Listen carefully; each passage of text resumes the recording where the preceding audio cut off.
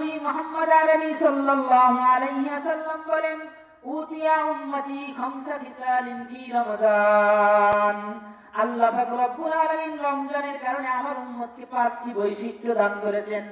লাম তুতাহা উম্মাতুন ক্বাবলাহুম, যা ইতিপূর্বে কোন উম্মতকে এই পাঁচটি বৈশিষ্ট্য আল্লাহ পাক রব্বুল আলামিন দান করেন নাই।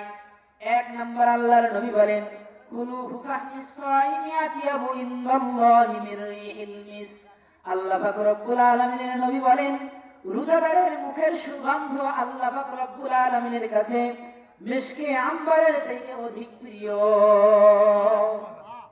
রোজাদারের মুখের ঘ্রাণ আল্লাহ পাক রব্বুল আলামিনের কাছে মিশকে আম্বরের থেকে অধিক প্রিয়।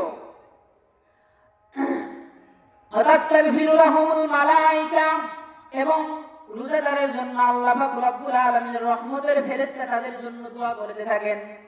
আতাস্তাগফিরু লাহুমুল মালায়েকা হাত্তা ইফতিরা, ইফতার করার আগ পর্যন্ত রোজাদারের জন্য আল্লাহ তাআলার রহমতের ফেরেশতা তাদের জন্য দোয়া করতে থাকে। তৃতীয় নাম্বার হলো ইউযাইয়িনুল্লাহ আযজা ওয়া জাল কুল্লা ইয়াউমিন জান্নাতি। আল্লাহ পাক রব্বুল আলামিনের নবী মুহাম্মদ সাল্লাল্লাহু আলাইহি ওয়াসাল্লাম বলেন, আল্লাহ পাক রব্বুল আলামিন রোজাদারের সম্মানার্থে জান্নাতকে প্রত্যেকদিন সুসজ্জিত করেন। রোজাদারের জন্য জান্নাতকে সুসজ্জিত করে থাকেন। আর বলেন, ইউশাকু ইবাদিয়াস সালিহিনা আইয়ুলকা আনহুম মুতান্না ওয়াল আযা ফায়াসিরু ইলাইকা।